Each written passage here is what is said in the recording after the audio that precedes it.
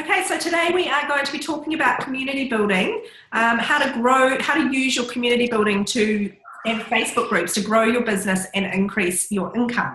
And there is a lot that you can do to use community building as a tool to grow your business. I think first what we'll do is just go through what we're going to cover today. And then at the end we can have some Q&A, and as I said, you're welcome to ask questions as we go through as well, because I'm sure some will come up as we chat along.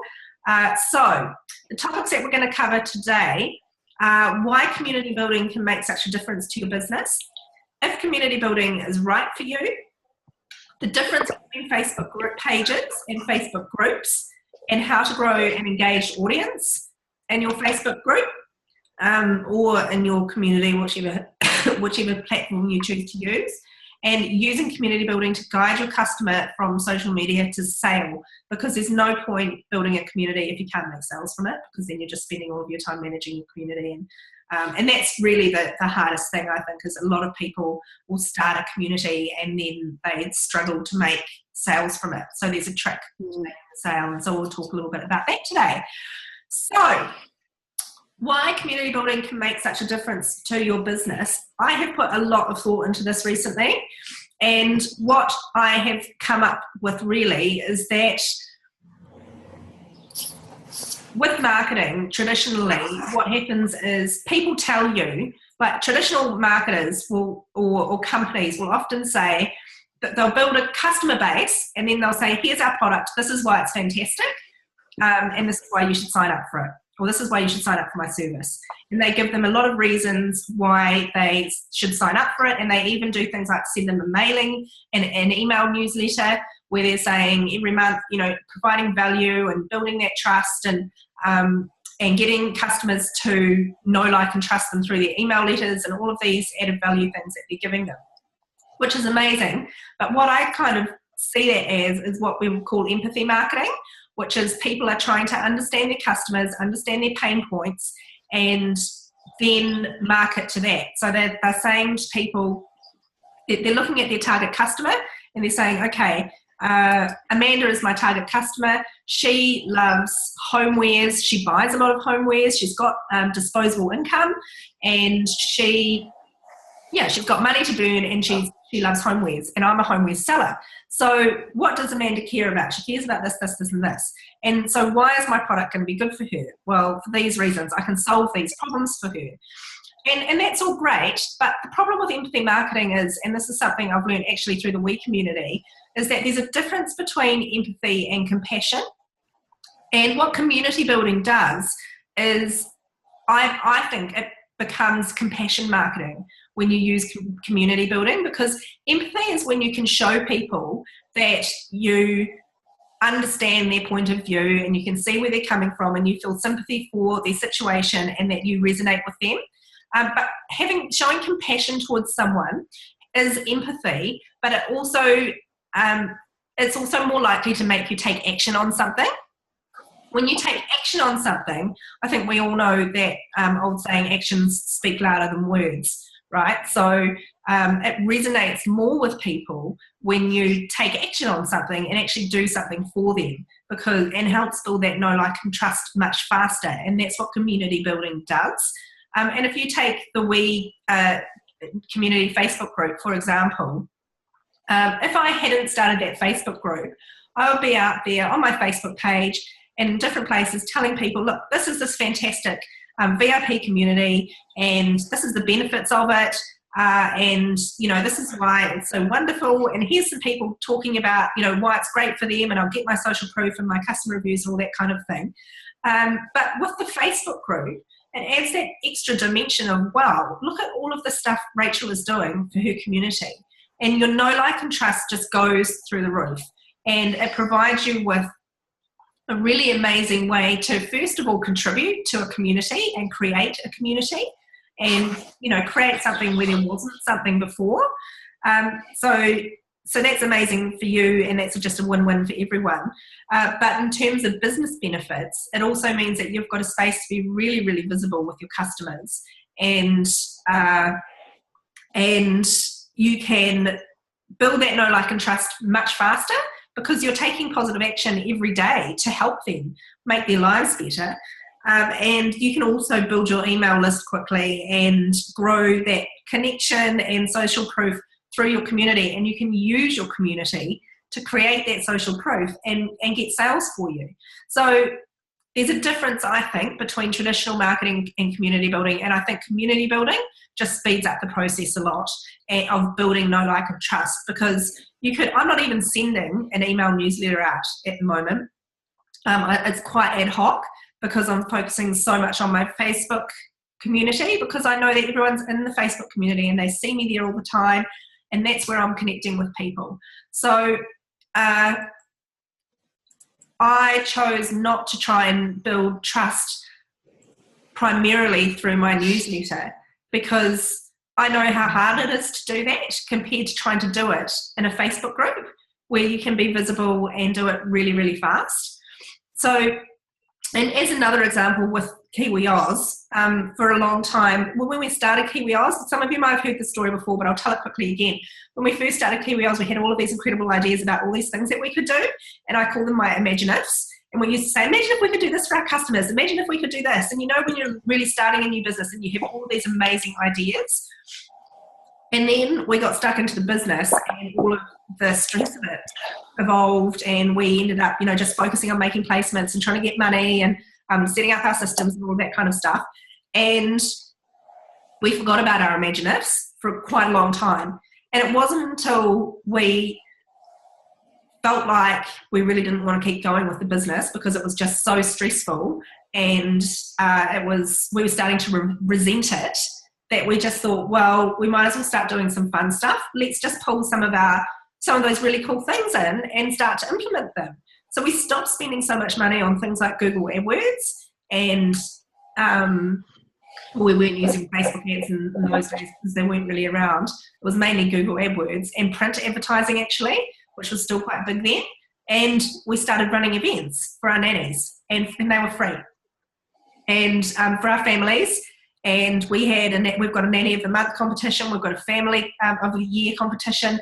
We have a Christmas party for everyone at the end of the year. We support charities that we know that our customers will love. And we really started to build a community around our shared values at Kiwi Oz with the customers that we had. And it was cheap marketing compared to spending money on Google ads. And where you've got to, first of all, show up to people on Google over above everybody else that's spending money on that kind of stuff, and then get them to click on the ad because with great copy that's compelling, and then get them to your website, which is then compelling with great copy and has a good sales funnel to convert, and then get them to call you, and so on and so on and so on. There's a lot of barriers to entry there. Whereas if you can just be saying, hey, look, if your customers, our customers were now saying, hey, Kiwi Oz runs these really fun events for kids, and you guys can bring your kids along, word of mouth spread really, really fast. So that wasn't even a Facebook group, but I learned very early on through Kiwi Oz that by doing things for my community and just by, caring about them and doing that fun stuff, we were able to build community and get incredible word of mouth business for our business. So you don't have to have a Facebook group to develop that, but we do have Facebook groups now so that our nannies can connect and organise events and things themselves and all of that kind of thing as well. So we've used groups to amplify our community with Kiwi Oz. So you don't have to use a Facebook group to build community. You could even start doing something like just sponsoring someone that already runs events in your community and become a part of that. And, if they've got a common target audience to you, you could offer them something free that's of benefit to their community and become a part of their community and use their community to develop yours. So there's incredible way. Basically, the main thing about community building that is going to be beneficial for your business is that it builds know, like, and trust really quickly. And it allows you to be connected on a high level to your customers, and it allows you to show your customers that you actually really, really care about them and that this is about more than business. And actions speak louder than words. So rather than just telling people why your product is so amazing and the difference it's going to make in their life, show them by, offering them things, how much you are dedicated to providing them with things that are going to make their life easier or faster, or better, sorry, or faster, depending on what you need. And Michelle's just said, what do you suggest for the VIP platform other than what we have for We? As I don't really want to have to build a platform. Not quite sure what you mean by that, Michelle. Can you just clarify that a little bit? Do you mean if you're creating a VIP platform for yourself? Do you want to just, where are you, Michelle? Do you want to unmute yourself and just ask, maybe?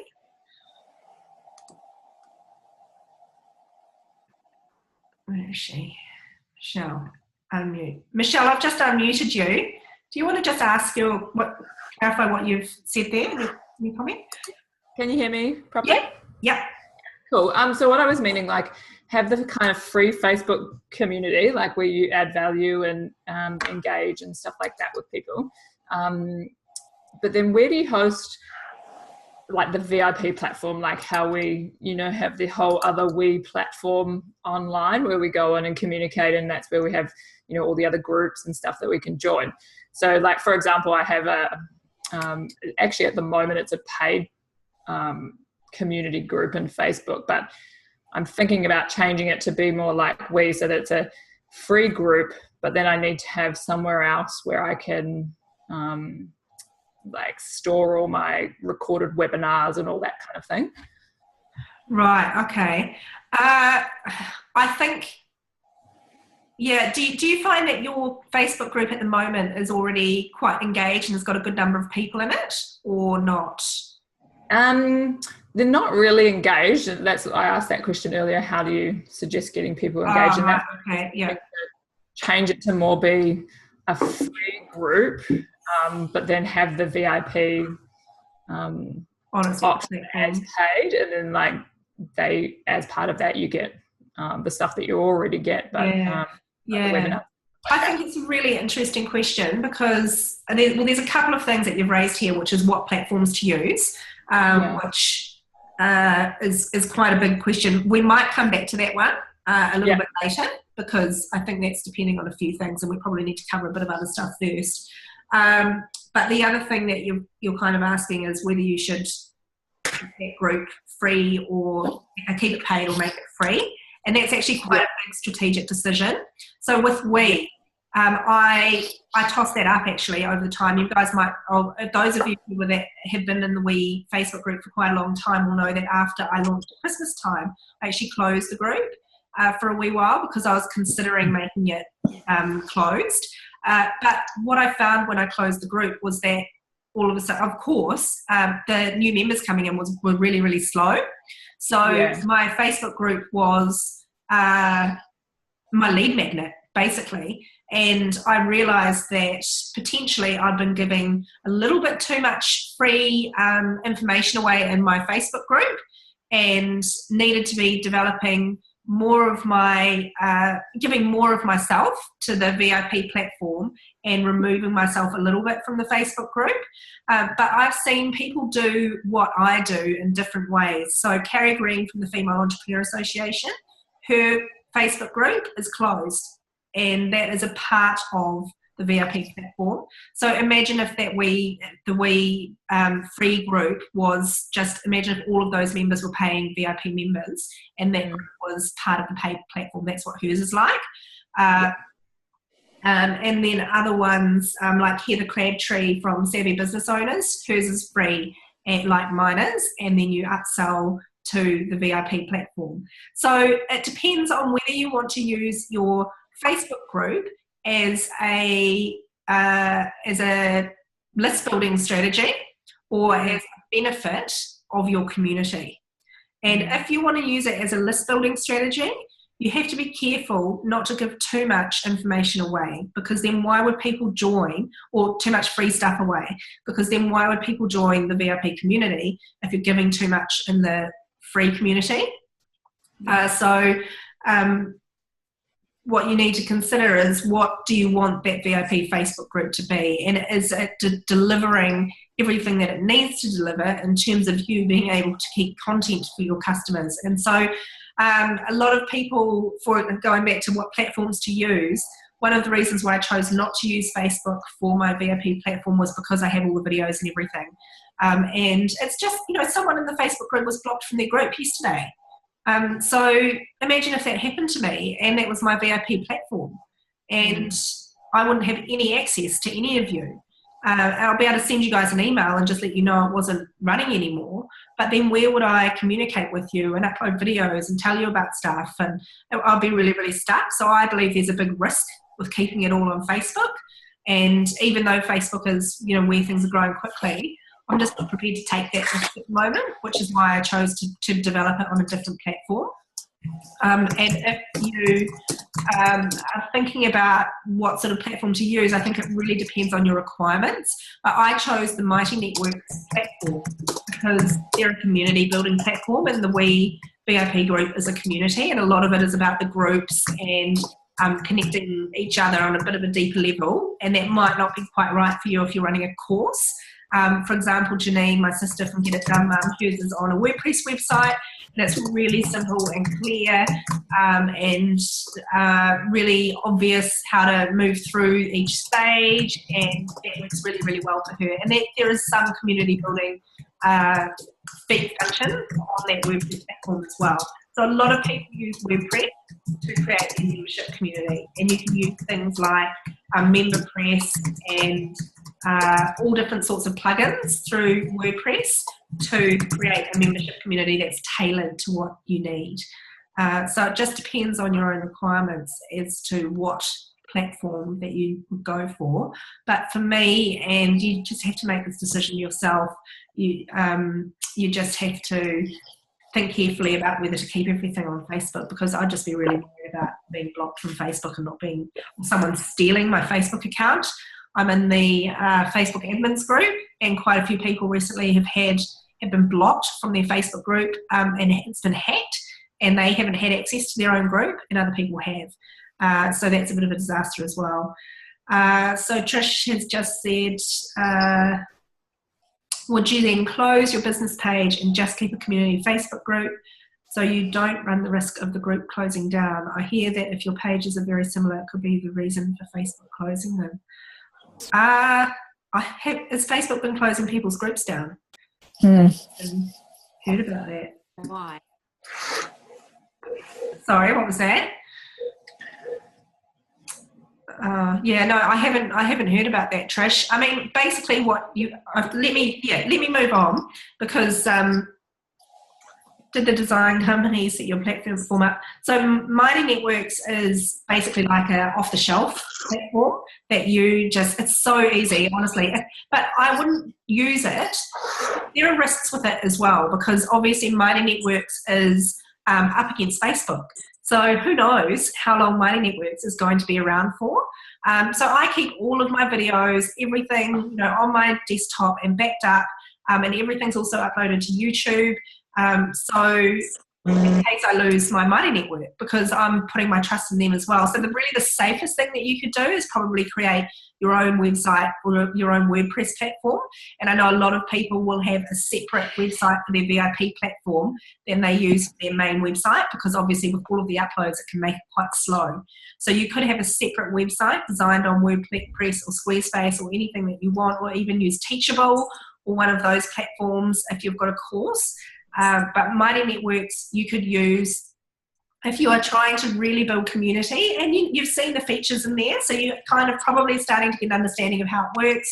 And you can set those groups up how you want to. You can call them different things. Like you could call the groups, I can't remember what the other names are, pods and all different types of things. So you've got a little bit of ability to customize with Mighty Networks, and certainly all the colours and things are customized to me that I've done myself. So yeah, you could use Mighty Networks, but it's just certainly not a perfect platform either. And I guess what I've learned is that there's always some give and take, unless you've got like thousands and thousands of dollars to spend on a platform. And I just don't want to invest that much, because everything's evolving so quickly. So, I want to be able to evolve and change as we grow as a community and as we grow as a VIP group, and, make sure I'm keeping feedback and I just want that flexibility right now. So once we're a bit more established, maybe in a year or a couple of years, maybe then I'll invest in something more significant, which might cost in the tens of thousands of dollars, which is perfect.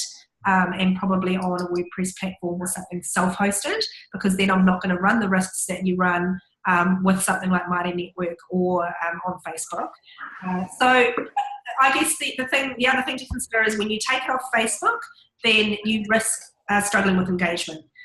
So you have to have very, very clear boundaries and guidelines around what happens in your VIP community and what happens in your Facebook group. So, and that has been a struggle for people to understand who are in the Facebook community, in the Facebook group with We. A lot of people say, well, I don't really understand what could be in the VIP platform because there's so much that we get through from the Facebook group. So that's about my messaging to people and helping them understand the differences of the VIP platform and the extra things that they can access as a part of the VIP platform. And I'm still shaping all of that. So that will all come in time. So if we just go back to the topics that we're covering, I want to hit on topic number 2, if community building is right for you. I think that a lot of people could be using it in their business. I really think it's a critical marketing tool at the moment. And, if you're online, you'll see there's a lot of buzz around community building. A lot of people are talking about it. But it is a commitment. And you guys will know from the We community how much time I've put into developing a community, nurturing my customers. But I actually love it. So what I love about it is that I'm talking about stuff that I love and I'm able to give stuff, and that's a really, really great feeling. So I would say it's right for you if you've got the time for it, and if you're prepared to commit to the I'm just going Sorry, can everyone just make sure that their videos are that they're muted? I'm just looking through to see who's unmuted because it's a little bit noisy. There we go. Okay, can everyone still hear me? Yeah, cool. Okay, so I would say it's for you if you are prepared to commit yourself to building a community, because there's a responsibility that comes with it. And I definitely feel the pressure of the community that I've built, because it doesn't stop and it doesn't go away. I mean, I could close the doors and just say, well, I'm finished with it all, but I've definitely got my paying customers that I'm not going to let down. And also it's about, for me, it's about more than just myself now, and we have created a community that really cares about each other, and so it would be really sad to just let that disappear. So if you do it well, you do create an ongoing commitment for yourself, but you can over time remove yourself from it a little bit more, but you have to be up for that. And I know a lot of people that have started Facebook groups that have gone quite well and then closed them because they've found they're a lot of work and they're not making enough money with them. So I think you have to have that balance of being prepared to put the time and effort and energy in to do it, and really, really want to give back to your community and your customers, and also being clever about how you structure it and set it up so that it actually generates you income too. And then you get what my sister likes to call profit with purpose, which is basically a win-win, because you're giving so much back to people, but you're also, generating enough profit for yourself to be able to keep going. Sorry, excuse me, guys. So, if we move on to number 3, the difference between Facebook pages and Facebook groups.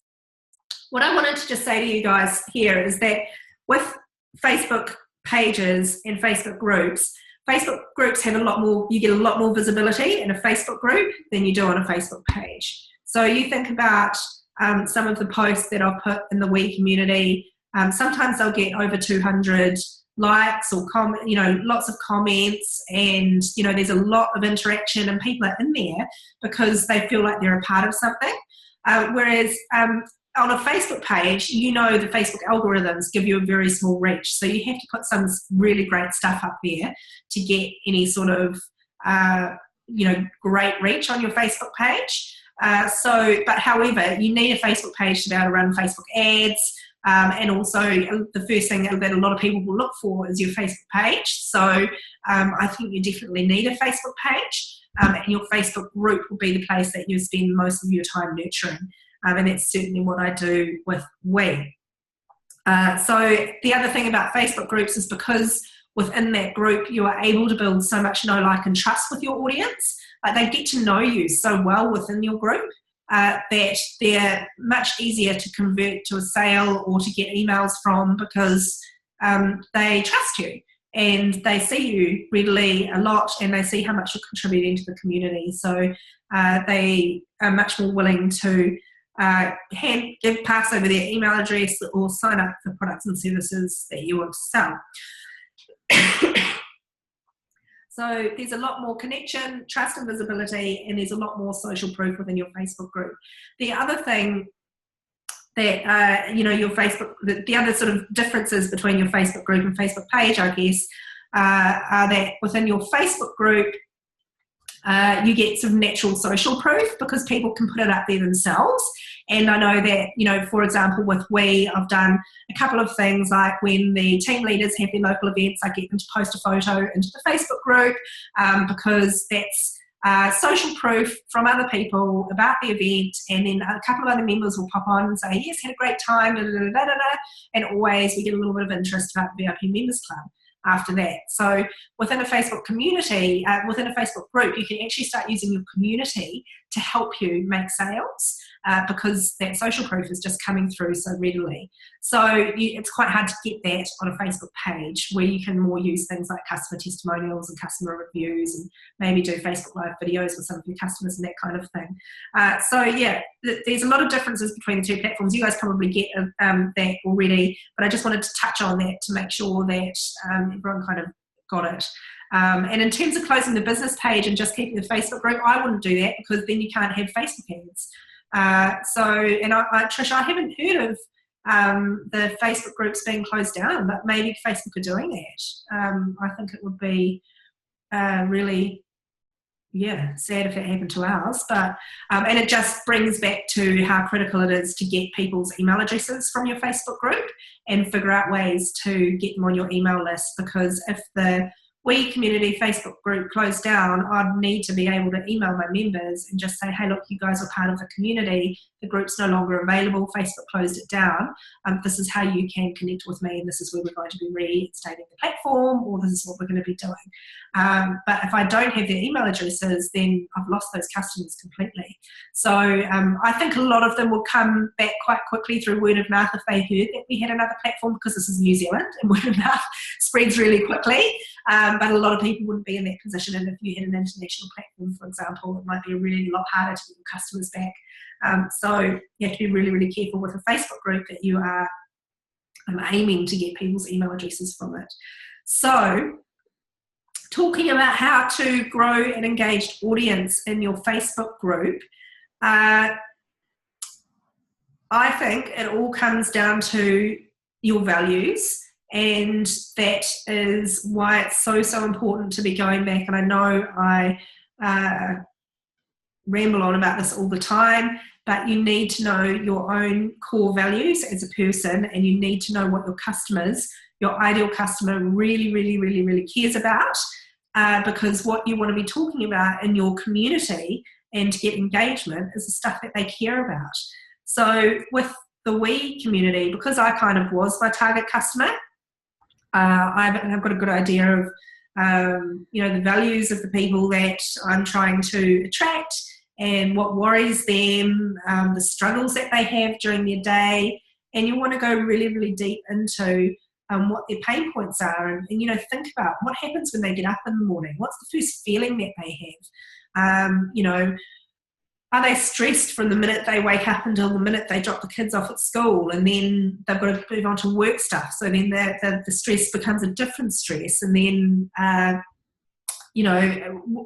then at lunchtime they do some exercise and finally feel like they've got some time and space for themselves. Or what are the emotions that your customer is going throughout their day. And it's a really great exercise to even talk to some of your customers. And that's why I love going to the meetup so much, because I get to speak to my customers in person and just remind myself about what they're struggling with in their life and what's going well for them and what they really care about. Because those are the things that enable me to remind myself, how can I connect with these guys more and better through the Facebook group? And what can I, post in there that's going to resonate with them and keep them wanting to come back here? So dig really deep into your own values and the things that matter to you. And I've talked about this before, but with me, a lot of it is about resilience, building self-belief, having a bit of fun along the way. And I try and bring all of that sort of stuff into the Facebook group. And that's why I have my daily prompts, and I know that there's always questions from people about whether they should use daily prompts in their Facebook communities. And I know that some of the people in my Facebook group probably don't like the daily prompts or are sick of them.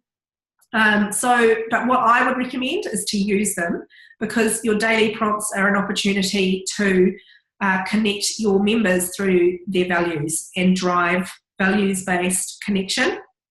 So your Facebook group is a place where you bring together people who care, who share common values and interests, and they're coming there to have conversations and build relationships with each other.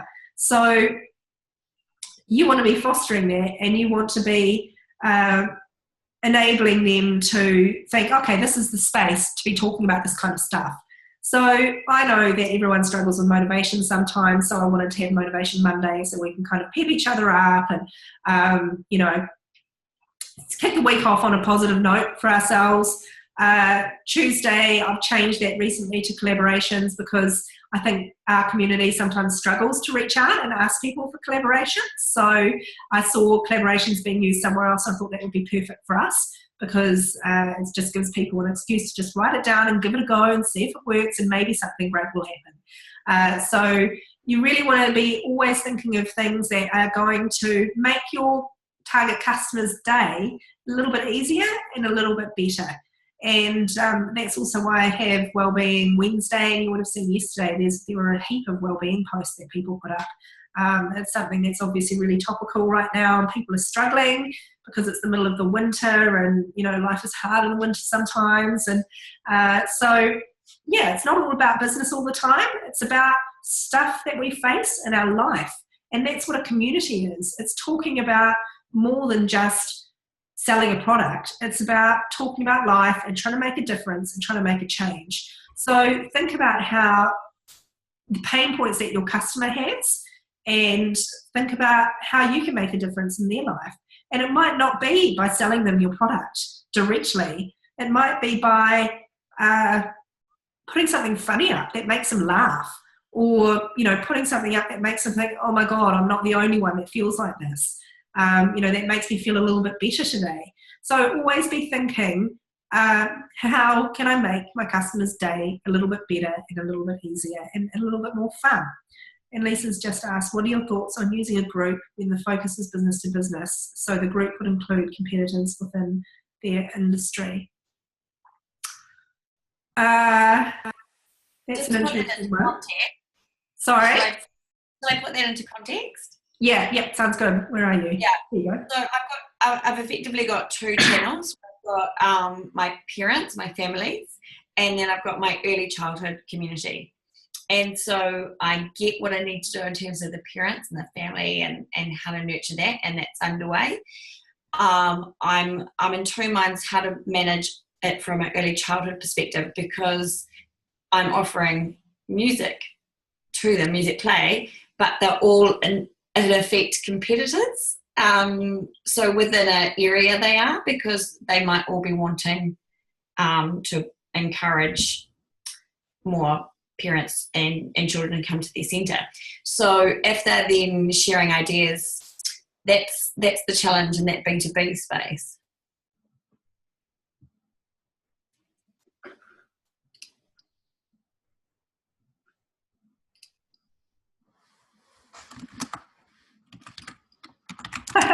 Sorry, hang on, I muted myself. Are they all in similar local areas, or some of them are in similar areas? Yes, absolutely. Okay. Yeah. Yeah. And because it's New Zealand wide, so yeah. Okay, that's interesting. What would be the purpose of the community for them? Would it be to sell the music program to them? Initially, it's really I like the idea of them sharing musical ideas, and with my focus being my focus and my why is because I want to spread more joy through music play and more learning. So some of that will happen organically, and maybe without my program, that's okay. If it is with my program, then that's great. So I want them to encourage each other to how they're using it, different ideas, what's working, which they'll be able to do within a centre, within their teachers. So, I mean, they can do it themselves within their actual centre. But, again, it's trying to build community. Yeah, well, look, I mean, how many people are there in the WE community that are in the same industry? How many well-being experts do we have? How many, copywriters or, there's coaches. There's a lot of people who are doing the same thing. And I think you can, if you are addressing people's pain point, they will be prepared. And if you are setting the tone of the community, then people might overlook that initial thought of, hang on a minute, I don't want to be in here where a competitor is. Because, if you are thinking that, I guess maybe it's a little bit of, would it work to be bringing those centres together and saying, look, we need a place for centres to be able to connect with each other and support each other?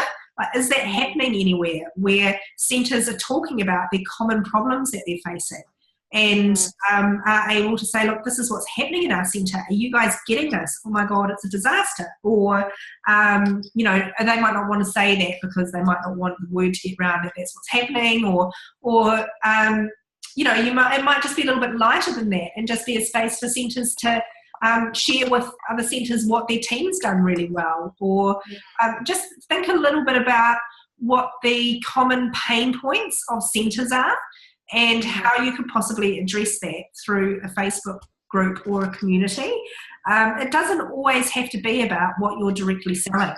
And if it's about what you're directly selling, it might not resonate that much with people because they might not want to be in a place that's selling to them all the time.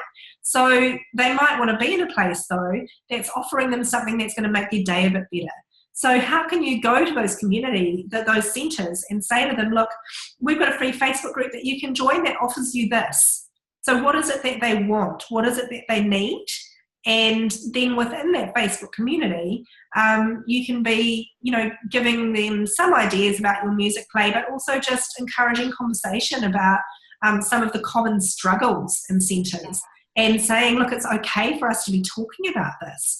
And, we need to be supporting each other because we are all centre owners. We are all centre runners. And let's just overlook competition for a little bit and find out how we can support each other and make our lives a little bit easier for each other. And there are definitely going to be some people who that doesn't resonate with, but they're not your customer because you want people who are going to commit to your values and share your values. And that's why knowing your personal values is so, so important.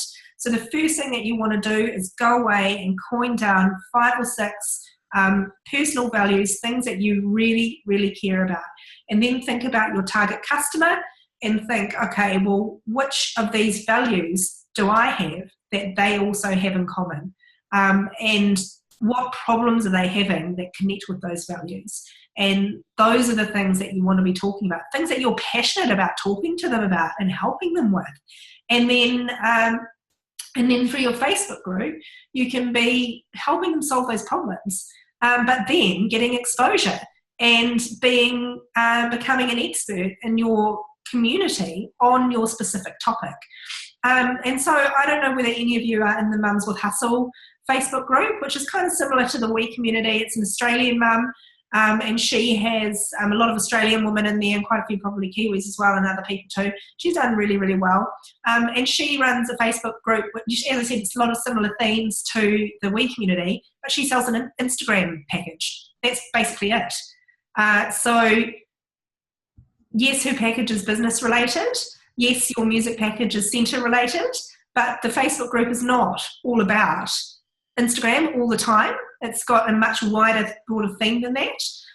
So yeah, just really think hard about what people need and then give it to them in your community. And another example is with Kiwi Oz.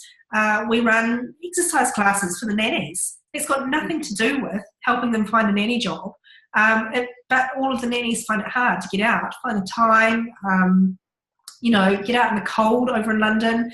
And so we give them these exercise classes for free. And that's just something that they needed. And it builds community, it helps them make friends, and it does wonders for our reputation that we do these cool things for our customers. So there's loads of things that you can do. And that's why I think events are a really great way to help with it, because they really generate a lot. If you can take it off from online to offline, it gives it an extra dimension of community, and that's where the magic really starts to happen. So I think that's what a lot of people are finding with Facebook groups now, and that's why I'm so determined to get the local groups with the We community off the ground, because I feel like the real magic is in person, and that's when people really, really feel supported. So because they're making friends with people, and that's amazing to be able to give that to people and see that. And even at our meetup last night, it was amazing meeting some of the girls there and just finding out how important it has been to them to be able to make friends through the We community. So just always think about your customer and think about the emotions and feelings that they experience throughout the day and how you can help make your day a little bit better. And then you transfer that into what you're doing in your Facebook group. And you can design your prompts around those problems and encourage conversation around them. So what I've learned is that with the prompts, it's great to have them, but I think you need to change them up every now and again so that people don't get bored. Because otherwise people get used to, I'm only going to go in on a X day because that's the day that I can sell something. Or, this is the day that I like because I can post the collaboration thing or something like that. So every now and again, change it up and show people that you're making progress and you're committed to, things happening. And I have noticed sometimes when there's a lull in the Facebook group, I'll be like, oh my God, there's a bit of a lull. I'm not sure why there's not so much engagement at the moment. What am I doing wrong? What's happened? And then I think actually maybe I should just change something up or do something different or do a video. And then I just realised that, you just have to be committed to creating more engaging stuff and changing things up over time. Here we go. So I think prompts are a great way to go. So does that answer your questions on engagement? I'm just going to look through my notes. If you've got any more questions about growing engagement in your Facebook group, can you just put them into the chat room or unmute yourself and ask now while I just quickly look through my notes.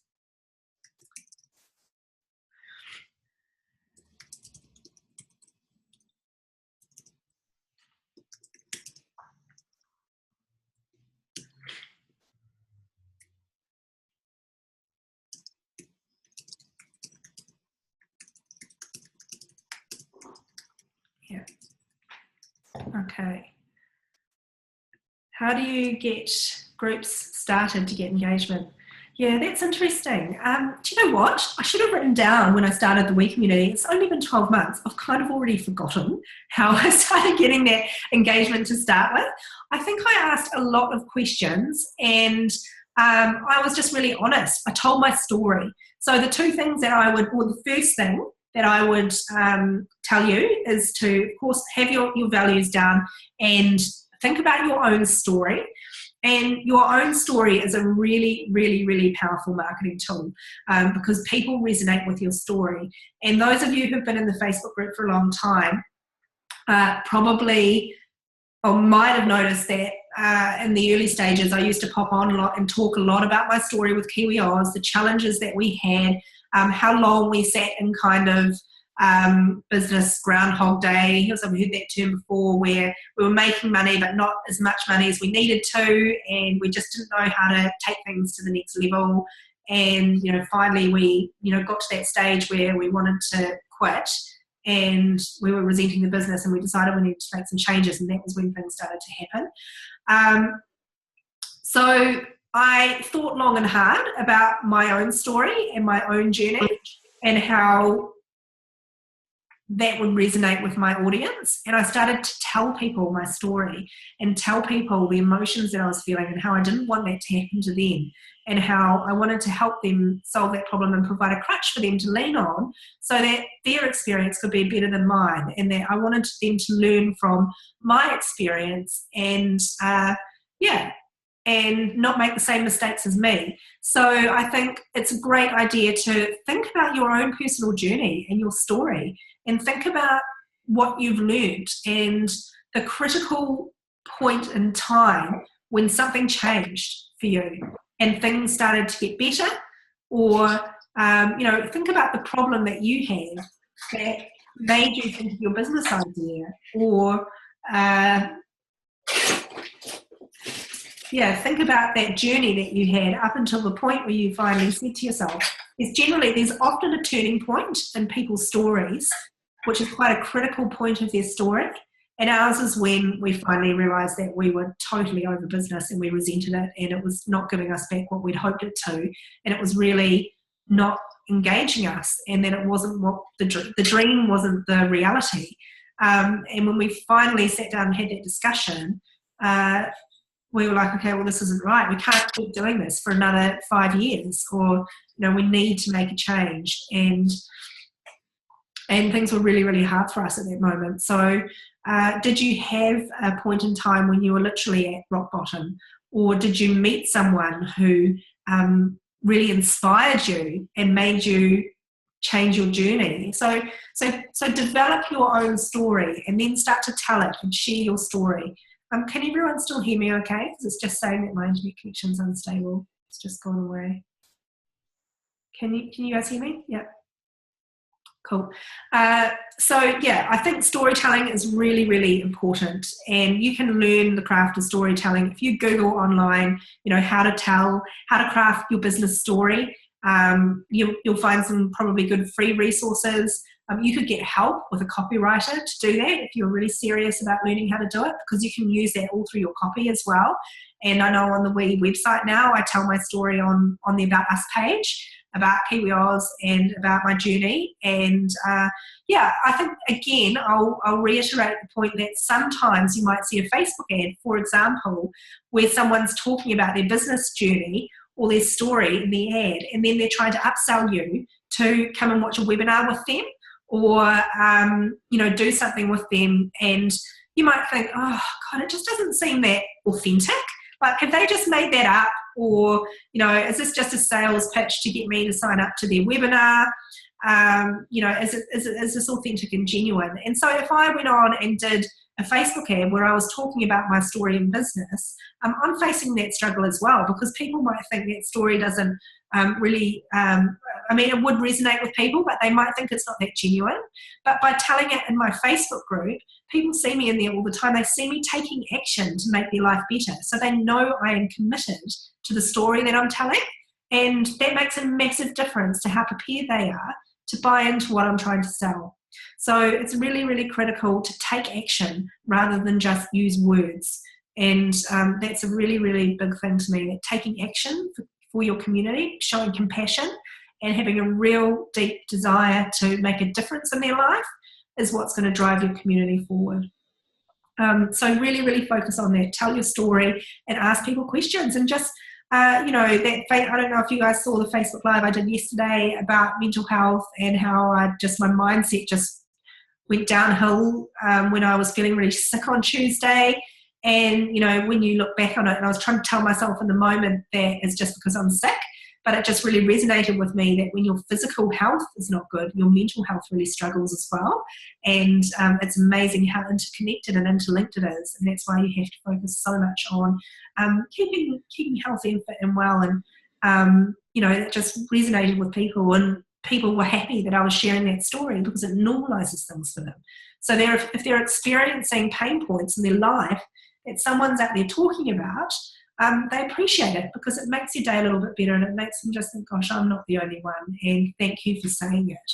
And a lot of this stuff is online a lot, but you might think, well, there are already people out there telling that message, but the thing is, every single one of you are unique, and the people that come into your Facebook community or your Facebook group want to get to know you, and they are attracted to you. So it's you they want to hear the story from. So, just get confident with sharing your story, and go into, groups like Deb Brock Evans's, what's it called? The video, Facebook Live group. Trish, do you know the name of it? Oh, hang on, I've just unmuted you. What is it? Get Over Yourself? Get Over Yourself, yeah. Head into that Facebook group and start practicing your Facebook Lives and start telling your story and doing the stuff. And if you're not sure about doing it, then just have a think about the things that you're willing to talk about and the things that you're not, because obviously, even though it's a private group, it's still a public forum. And I've always maintained a certain level of, there are some things I'll talk about in there and there are some things that I won't. And so it's a sort of, you fine-tune it over time, but the more personal that you can get, the more people appreciate it, because people are looking for community. They're crying out for it. So if you can help them build that and help them feel connected to others, then that's when the magic starts happening. And the magic is when people start connecting with each other based on your need. And I think that's why the We Facebook group has grown in the way it has, because I've been very, very strong on role modelling how I want people to interact within the group. And people have followed that lead. And people want to be a better version of themselves, and they don't want to be spamming in Facebook groups all the time. They really did want a support place. And I think because I give generously in there, everybody else does too. And that's really, really amazing. And that's the real magic, is that the aim of building a community is to let the community shine. And you're not the star. Your community is the star, and the people within your community are the stars. So the more that you can make them feel better, promote them, help them promote their businesses, whatever it is, the better. And for example, if you've got, Trish, if you had a sleep community with parents in it, maybe you could do like a Celebrate a Win type theme in there, because how awesome would that be for parents to be having an option of, instead of going into these groups and moaning all the time about, oh, this problem, how do I fix it, they can actually say, oh my gosh, I'm really, really pleased today, Celebrate a Win, this happened. And they can start changing their mindset a little bit from, this is never going to fix, to there is light at the end of the tunnel. And I can see that other people are listening to what Trish is saying and implementing it, and, starting to put their Celebrate a Wins up. And, that's how it could work, really, I guess, for you, is that you're giving the odd tip and then saying, let me know if you try it. And people are coming back and saying, oh my gosh, I tried it and it worked. Oh my God, and that's your social proof, and that's going to help you sell your product. So there is definitely a trick, and you have to be willing to give, and then, not always be selling your product. So that brings us to point 5, which is guiding your customer from social media to sale, which is the real trick. Do you guys want to talk about this, or do you feel like it's too far along the journey for you right now to be discussing this? You do? Yep. Yeah, it's a goodie. Okay, can you just hold for 1 second, because I'm going to get a tissue. Blow my nose.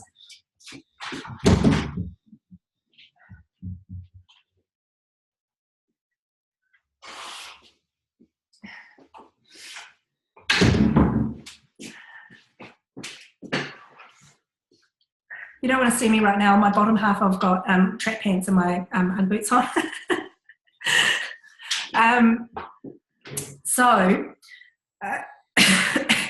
In terms of making sales through your Facebook group, if you're really, really clever, your Facebook group is part of a bigger marketing strategy. So before you jump into starting a Facebook group, you need to take a step back and map out your bigger marketing strategy and figure out where your Facebook group fits into the plan.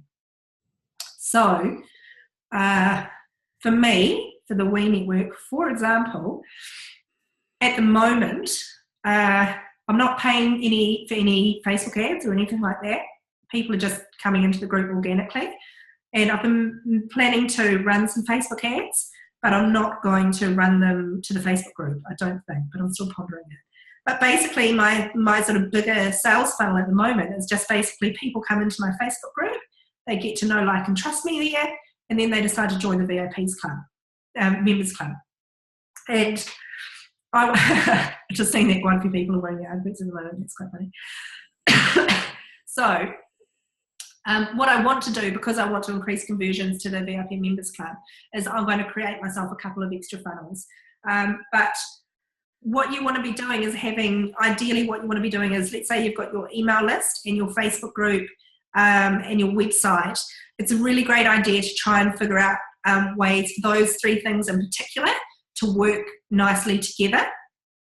So, for example, people might come to your Facebook group and then you might send them to a blog post on your website, and at the end of the website there's an option to get an additional freebie based on that blog post if you sign up to the mailing list. And then the thing is, if they know about your website and they maybe follow your blog, they're signed up to your newsletter, and they're in your Facebook group, then when you do sell something, they're much more likely to know about it. So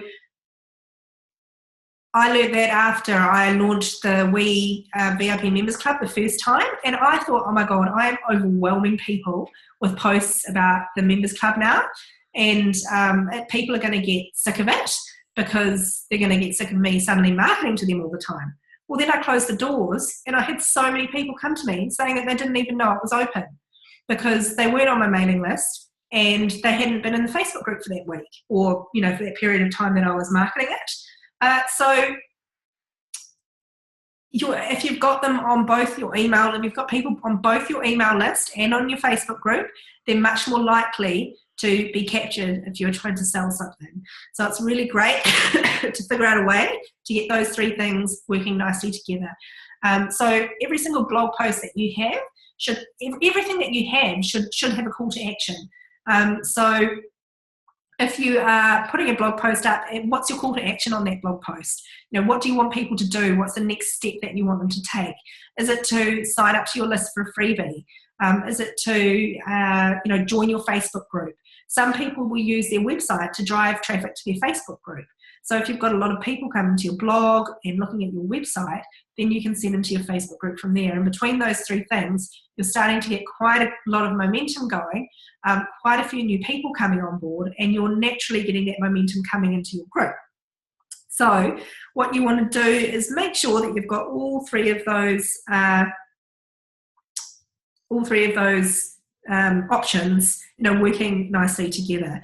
And then, of course, what you want to be doing is you need to think about your revenue goals. Like how much money are you going to be wanting to make this month, and what products and services are you going to sell in order to make that money? And you need to figure out this year. So you need to think seriously about your products and your services. And there's no point in going into starting a Facebook group if you've already got your business and but you're not quite sure what you're going to be trying to sell through it. So you need to be certain that you know what your purpose is. For me, it's really easy at the moment. I'm only selling a VIP membership. But there are lots of other ways that you can monetize your Facebook group as well. So you could have, you could sell affiliate products, and affiliate products actually you might not even sell any products of your own at all in a Facebook group. You might just find some great affiliate programs that serve your customers well, and occasionally sell those on behalf of your affiliates and earn income that way. So you could use affiliates, you could sell courses, you could sell your coaching services. So you need to think about the things that you're trying to sell. What's the purpose of it all, and what are your targets that you want to reach through using this community and this Facebook group, and what are you going to sell, and how they're going to connect together to sell it.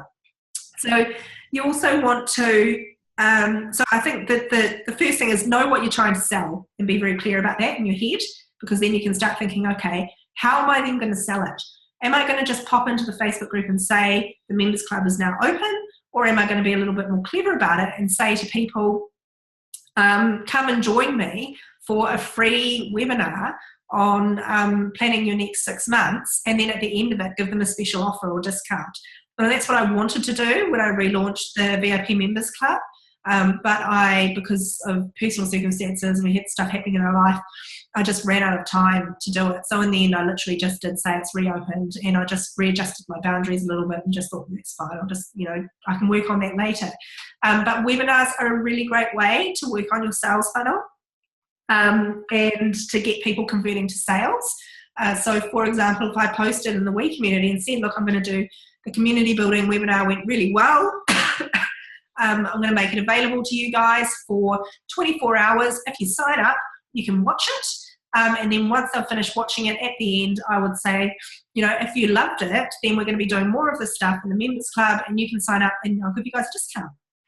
So, it's a really natural way for people to come to know your VIP product a little bit better, or understand what you're serving, what you're offering a little bit better, to give them some sort of webinar or freebie in order to lead them into a purchase.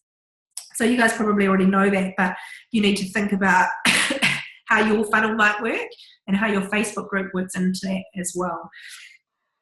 And the other thing is you can use your community to sell for you, and I've already touched on that. Social proof is huge, especially in a community like ours. And as I said, you'll know that you might have seen when people post saying, I'm so pleased that I've been a VIP member, or, it's working really well for me. I'm always like, awesome, because I know I'm going to get inquiries about the VIP group when people post in there like that. So I'm often thinking of ways that I can encourage my VIP members to go into the Facebook group and talk about their experiences in there. So I'll go in and say, hey, how did you guys find the community building workshop today? Or, let me know how the meetup went, or, all that kind of stuff. And then people can see the value of what's inside the Members Club. So, and they're getting that social proof from people. And it's really, really golden, because people want to know that the product's working for people. So I think that that's a huge one, and that will give you natural sales. And it doesn't feel salesy at all. In fact, neither of those ways feel salesy. And if I gave a free webinar to my community, to the Facebook group, and ran through all of this stuff again, I'd be more than happy to do that, knowing that the vast majority of them, let's say I had 50 people come along, I think conversion rate for something like that might be 3 to 4%. Or let's say it's 100 people, so if it was 3 to 4%, I might get 3 or 4 people sign up, or maybe it's a bit higher than that, I don't know. But it's still amazing, because I'm still providing this incredible value for people. So even if they don't sign up right then and there, it's still in their head, Rachel's doing this stuff, what am I missing out on? Or is there stuff that could help me in my business, in that community? So if you can think of ways to create free webinars for your customers and do things like this, then that's amazing, because you can provide them with value and also make some sales at the same time. And it just feels like a really genuine way to do it if you're not all salesy about it. So I really love the idea of doing that, and that's what I'm going to be implementing in the We community for our non-paying members, to help them understand the value of the VIP membership a little bit more. So yeah, I think there's one more big thing, obviously, that has worked for me in terms of making sales that I wanted to touch on with you guys. Creating urgency around your product or service is huge. So it's a great idea, before you think about trying to sell something to your audience, whether that's on a Facebook ad or on a Facebook page or in your Facebook group, how you're going to create urgency around that sale. People are faced with some ridiculous number of decisions every single day, like thousands. They make in their head, making decisions every single second. And for you to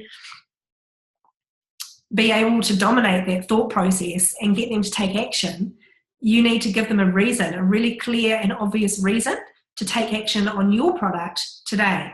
And so you can do that by 2 different ways. Firstly, being really, really clear on the benefits and really hitting well on their pain points and making people understand that that that your product or service is really going to help them and how it's going to help them. And that sort of tactic works well with if you've got what I call an evergreen model, which is when you don't want to do launches all the time. So with Weave, for example, I started out thinking I wanted to do an evergreen model, and then I hadn't, because this was also new at the time. Like, people didn't even really, when I started with the Weave Facebook group a year ago, there actually wasn't that much information out there around evergreen models and open and shut launches and all that kind of thing. And in the last 12 months, there's been a lot more information that I've found around about it now.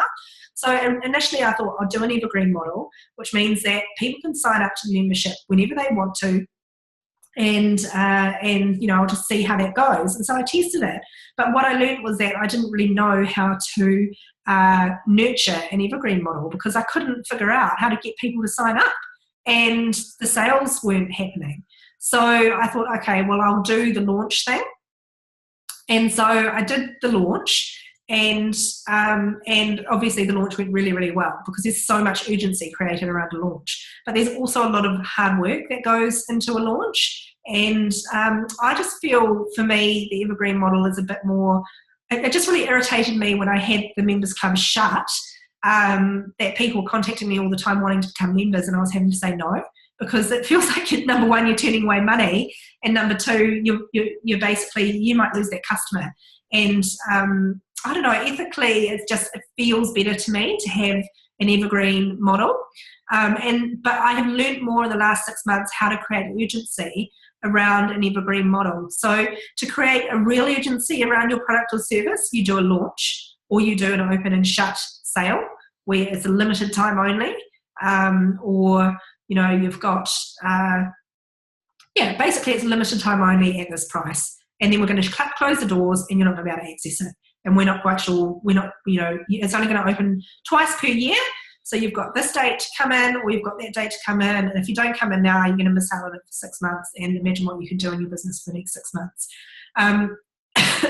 So that creates a lot of urgency, because people are worried about missing out, so they jump on board and buy it.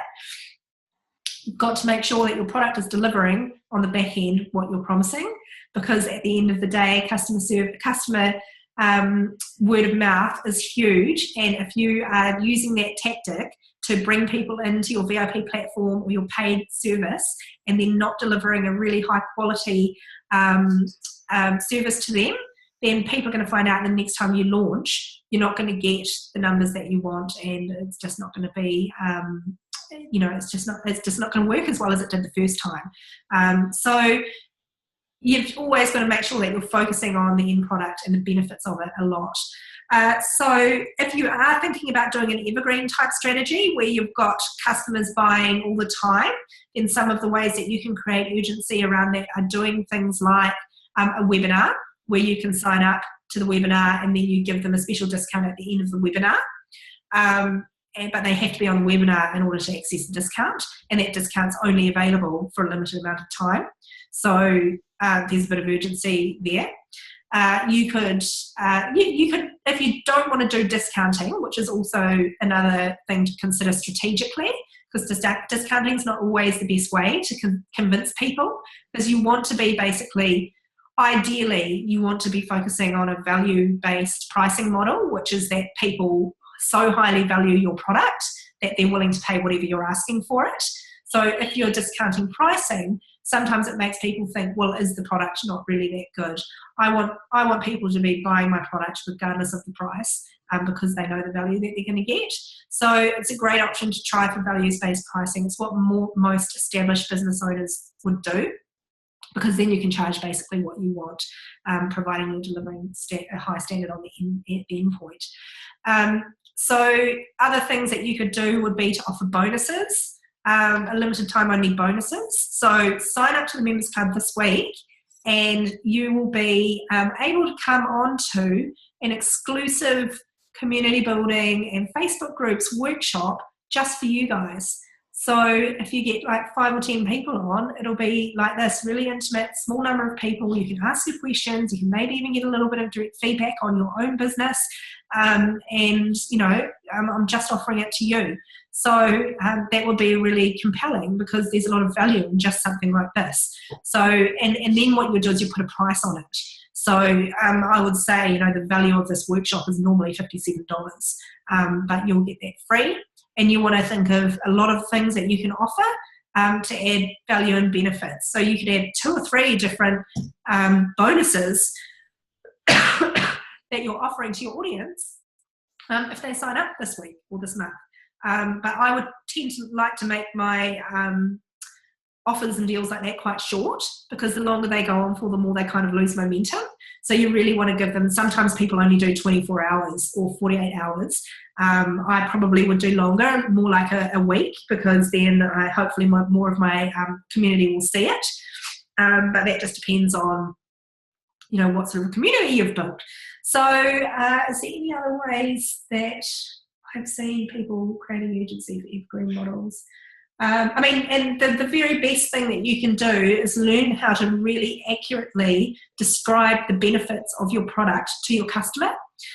Because if you are getting lots of feedback from people about, that's one of the best things that you can do, is get feedback from your customers, because you're going to hear things from them that you weren't expecting.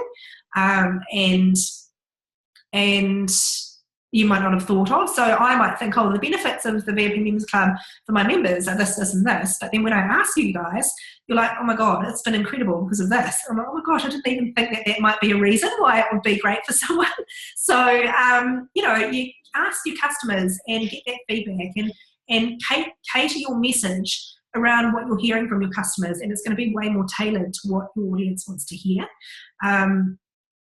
So if you can get really, really specific about how your product eases their pain and helps them, and you can message that really cleverly, then that's going to just sell for you, because people are going to understand what they're going to get from your product. And then all you need to be working on the back end is delivering quality service.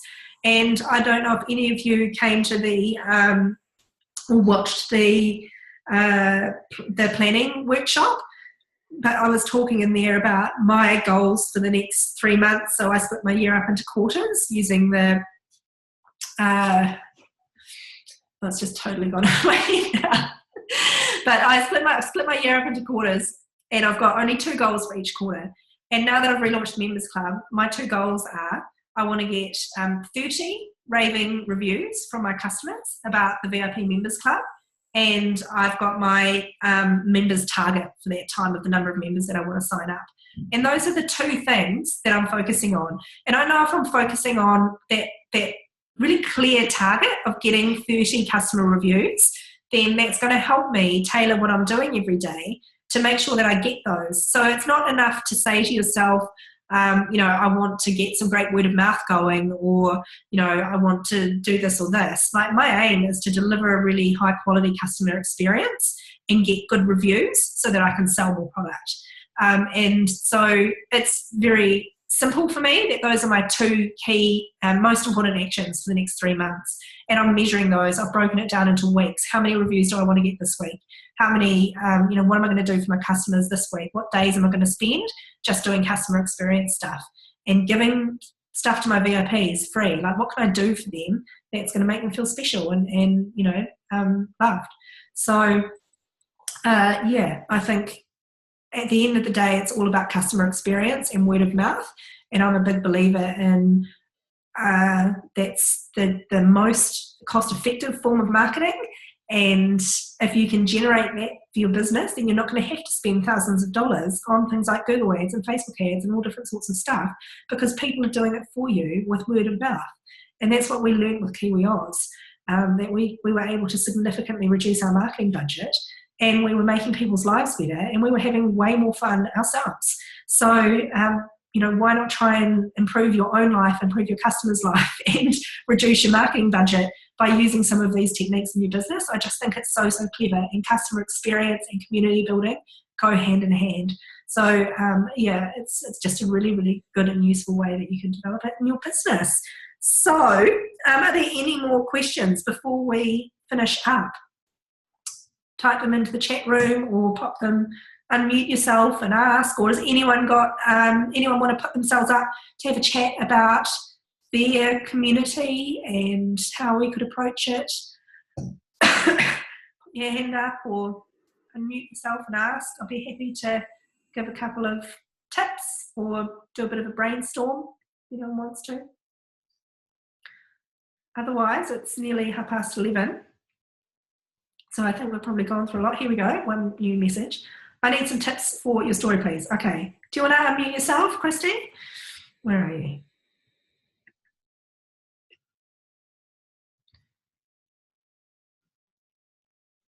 I'm just trying to find you. Why have I lost people's names on here, Michelle?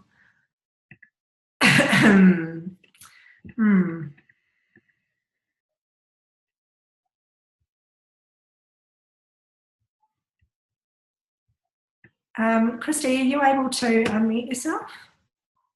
I can't. Sorry, I'm just looking for, hang on. I've lost people's names off the list here, so if you can't unmute yourself, I can't answer that because I feel like I need a little bit more. Thanks, Angela. Someone asked an earlier question, how do you set up a group of a different name linked to your page? Oh, sorry, I went close to chat. How do you set up a group of a different name linked to your page? So on your Facebook page, you've got the option to link your group, and I think you need to go into your business page manager. Is that what you mean, Michelle? And I'm not sure that everyone's got the option yet, but I had to go into how to unmute.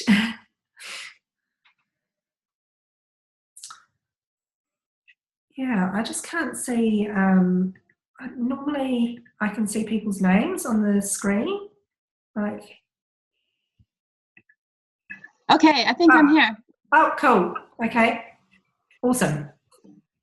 Oh, yay! That was my win. All right, so I've got an idea for a group that I'd like to start that's linked to my page. So my service is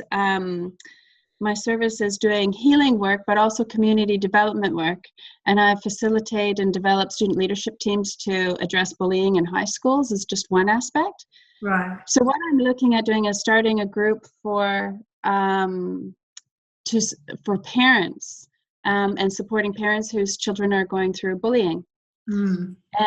And if I'm to tell my own story, I've got stories like of myself or my kids, but how do I authentically share those stories when really there's also protection that needs to happen?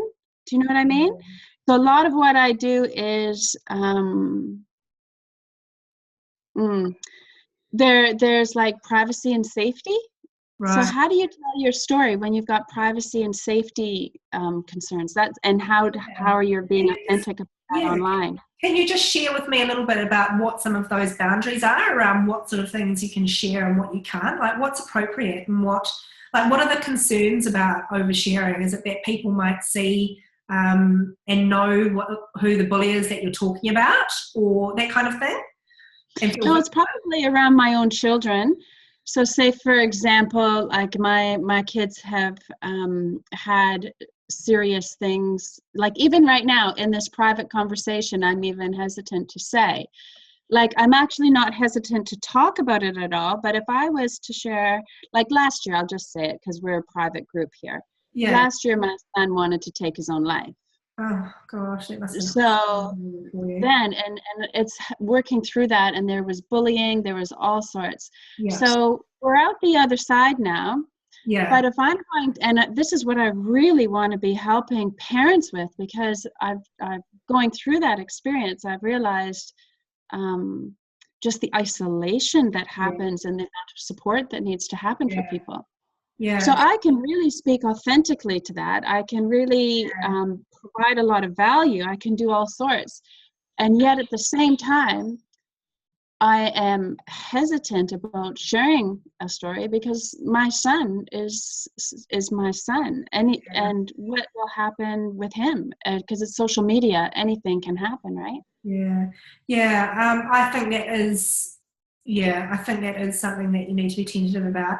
I guess what you could, there are a couple of things that you could do. You could tell people a level of your story, but not delve into it as much as you would want to. Not necessarily want to, but you don't have to go really deep into it. But you could just say, you've been through it yourself, and you've had issues with bullying in your family, and you're really thankful that you were able to transition through it because of X and X. You could say things like, for a long time when the children were young, we never even came across that, and I just never really thought that was going to be an issue until suddenly they were at high school or whatever, and it all started happening. And you could bring in other people's stories, so you could maybe bring in people's stories from around the internet that are floating around, that are already out there. You could reference other people's stories and rely on people that have already told their stories in order to put your point across. But also, I think it's mostly about saying to people, I understand, and I get it, and I know what you're going through right now because I've been there before. So you don't always necessarily need to get into specifics with it. And I know that I kind of had a similar conversation with, oh my gosh, my head's just mush today. The lady that runs I Got Your Backpack with the domestic violence stuff. Mm-hmm. I'm not sure if anyone there's your name, pop in the chat room if you do. But because obviously with domestic violence, there's a heap of security issues because you don't want to be putting yourself out online and your ex-husband or whatever person seeing it and then, losing your privacy or them finding out your location, all that kind of thing. Exactly. Yeah. But there will be people out there who are in a position to tell their story. And maybe there will be some young adults, for example, who are old enough to be out of that space now, but and mature enough to want to share their story and help parents understand what it felt like in those teenage years. Because some of it is that, I guess, is that issue, isn't it? That you think that you know what your teenagers are feeling, but you probably don't. Like, even though you've been there before, you could perhaps lean on other people to create those stories and create that sense of community without going too in depth into it. I would think. I think you can still do it. But yeah, I wouldn't feel like you have to share your full story. Certainly not while the children are still young. I wouldn't be prepared to do that. Yeah, that's what I was thinking too. So I was struggling with what to do. So those are some good ideas. Thank you. No problem. Anyone else? Yeah. Anything that they want to throw in there before we go? My question was just I had the other question because I've got a Facebook page and I've got this group that I want to start up, and it's a different one. Oh, I think you just answered it actually when I was trying to unmute myself. Is that in Facebook Manager you can link your group page to your Facebook business page? I think you can link it. Yeah. So go into Facebook Pages Manager and Business Pages Manager, and then look into your settings. And you can add your groups tab, and then you can connect your groups, and they'll just come up automatically. So any groups that you manage through your Facebook platform, will show there. So for me, because I managed some Kiwi Oz groups, I had those groups pop up as well when I looked at it for We, but obviously I just chose the We Facebook group. Okay. Yeah. Cool. Thank you. No problem. Okay. Anyone else? Otherwise, we might finish it up. And if there's any questions, please do go into the VIP Members Club and let me know if it was useful for you. Really keen to hear your feedback. If there's any more questions that come up after the workshop from it that you want some feedback on, pop them in there and I will come back and answer them for you. Really, really interested to hear what you guys decide to do if you decide to move forward with this as being part of your journey with your business, or if you decide it's a bit too much for you right now. Again, it's a big commitment, and I think it's a great way to approach it, but I think it's great to have good strategy behind it before you dive in, because otherwise you can spend a lot of time and not get a lot of results. So good luck, and thanks for coming along, and look forward to hearing how you get on. See you guys. Bye. Bye.